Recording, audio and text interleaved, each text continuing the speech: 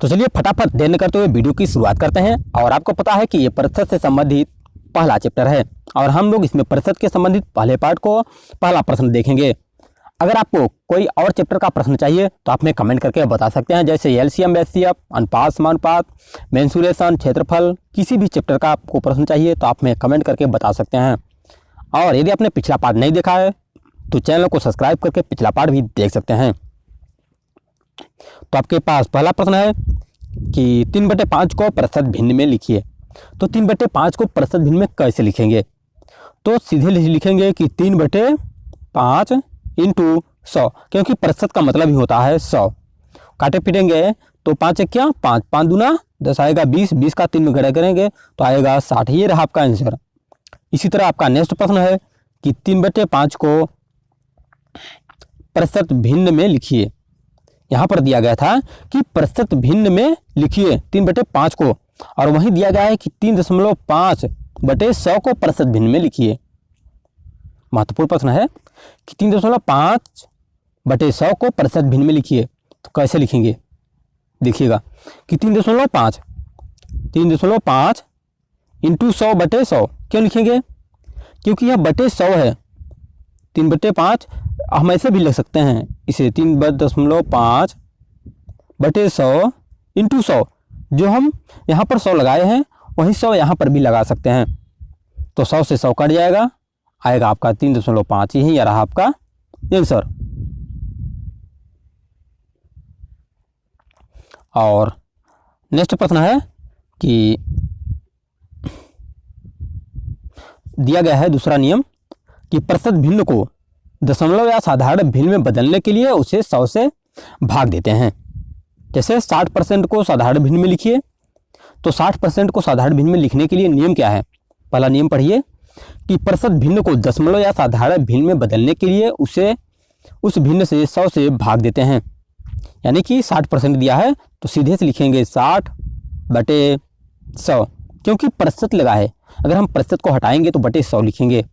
काटेंगे 0 से 0 कट जाएगा, 2 से काटेंगे 2 3 6, 2 5 10, यानी कि 3/5। ये रहा आपका आंसर। और अगर नियम तीसरा क्या है, ध्यान से देखिएगा कि किसी वस्तु के भाव में x% वृद्धि हो जाने पर उस पर खर्च न बढ़े, इसलिए वस्तु की खपत में कमी। क्या दिया गया है आप यहाँ पर देखिएगा, वृद्धि देखिएगा, वृद्धि x% की वृद्धि हो जाए तो x/100 प्लस x लगाएंगे इंटू 100। ये रहा आपका सूत्र। अब इसी पर हम पहला प्रश्न देखेंगे। देखिएगा दिया गया है कि यदि किसी चीनी के भाव में 25% की वृद्धि हो जाने के कारण कोई परिवार उसकी खपत कितने प्रतिशत कम कर दे ताकि परिवार का खर्च न बढ़े। ध्यान से देखिएगा प्रश्न को। तो अभी हमने देखा था कि वृद्धि हो जाने पर x/100 प्लस x इंटू 100। यहाँ पर x क्या है? x हमारा 25 है, तो उसी को हम लिखेंगे 25। x जहाँ है वहाँ 25 रख देंगे, तो 25 रख दिए। 100 प्लस 25, 100 रखे तो 100 रख देंगे। x माने हैं 25, तो 25 रखें इंटू 100। अब इसी को हल करेंगे आगे तो आपका आएगा, जैसे मान लीजिए कि 25, ठीक है, 25 इंटू 100 बटे, और 100 और 25 जोड़ेंगे तो कितना आएगा? 125 आएगा। तो 25 क्या 25, 25 पंचे 125, और 5 से काटेंगे 5 से क्या 5, 20 पंचे 100, आएगा 20। यही 20% आपका क्या है? आंसर है। और किसी वस्तु के भाव में x% कमी हो जाने पर, अभी वहाँ पर यहाँ दिया गया था कि वृद्धि हो जाने पर, अब यही दिया है कमी हो जाने पर, इस पर मद पर खर्च न हो, इसके लिए वस्तु की खपत में वृद्धि। कमी होगी तो वहीं जहाँ प्लस है वहाँ क्या कर देंगे? माइनस कर देंगे। देखिएगा यहाँ पर क्या है? वृद्धि है, यहाँ पर वृद्धि है, और वहीं अगर यहाँ पर कमी हो जाए तो सूत्र में सिर्फ यही माइनस कर देंगे। क्या लिखेंगे? x/100 minus x into 100। अब इसी पर प्रश्न देखेंगे। देखिए मिट्टी के तेल का भाव 10% घट जाने के कारण किसी गृहिणी को तेल की खपत कितने प्रतिशत ज़्यादा कर देनी चाहिए ताकि उसका खर्च समान रहे। यहाँ पर देखिए घट जाने पर यानी कि कमी दिया गया है, तो x बटे 100 माइनस एक्स इंटू 100। x मेरा क्या है 10 है, तो वही लिखेंगे जहाँ पर 10 लिखे हैं यहाँ पर x है तो x का जाएगा 10 लिखेंगे। 100 माइनस x दिया गया है तो 100 माइनस x माने है 10, 100 माइनस 10 इंटू 100। अब इसी को हल करेंगे आगे, तो 10 बटे 100 में से 10 जाएगा कितना आएगा 90 इंटू 100। एक जीरो से एक जीरो काटेंगे आएगा 100 बटे 9 भाग देंगे 11.11% आएगा आपका रहा आंसर।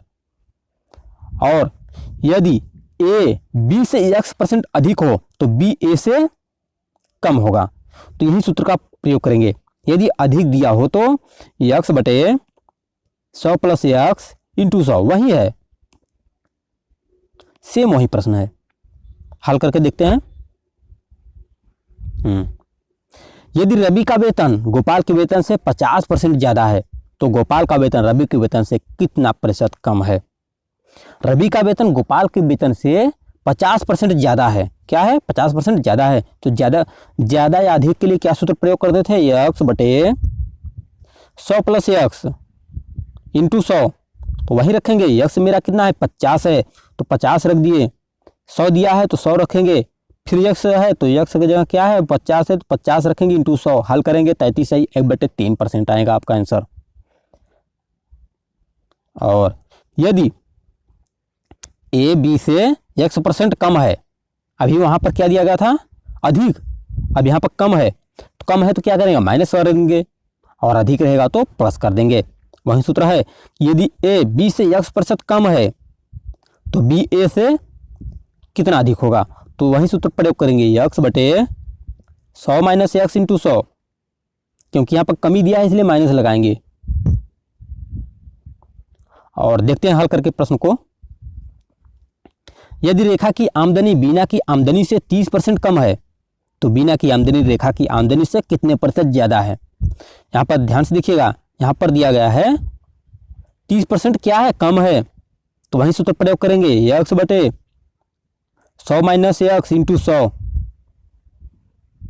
x मेरा कितना है 30 दिया है तो वही रखेंगे 30, 100 माइनस एक्स है 100 माइनस एक्स यानी कि 100 तो 100 रखेंगे, माइनस एक्स जो है x मेरा कितना है 30, 100 माइनस 30 इंटू 100, तो इसी को हल करेंगे आएगा 30 बटे 70, 30 बटे क्या आएगा 70 आएगा। क्यों 70 आएगा, क्योंकि 100 में से 30 घटाएंगे तो 70 आएगा इंटू 100।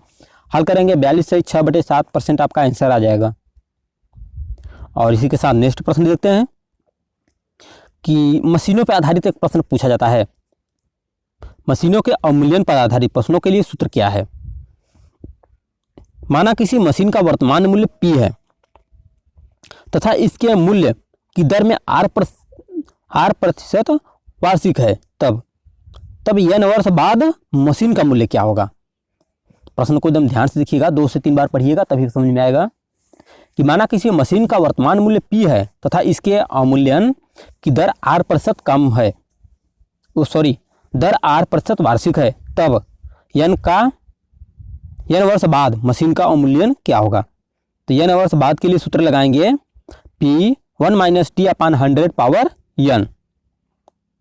यदि n वर्ष पूर्व पूछा जाए तो वही लगाएंगे P बटे 1 माइनस R बटे 100 की पावर n, वही P लगा देंगे बस। और इसी पर देखते हैं अगला प्रश्न। एक मशीन का मूल्य 10% वार्षिक दर से घटता है तथा 3 वर्ष पूर्व खरीदी गई थी। यदि उसका वर्तमान मूल्य इतना हो तो उसका क्रय मूल्य कितना था। कैसे हल करेंगे, माना मशीन का क्रय मूल्य x है, तब वही सूत्र करेंगे x इंटू जो बताए थे पहले। अब इसी को हल करते चले जाएंगे तो आपका आंसर आ जाएगा, यही है। ठीक है, तो वीडियो कैसा लगा आप में कमेंट में जरूर बताइएगा। और किसी सब्जेक्ट से संबंधित वीडियो चाहिए तो आप मेरे चैनल को सब्सक्राइब करके जुड़ जाइए और साथ में कमेंट कीजिए।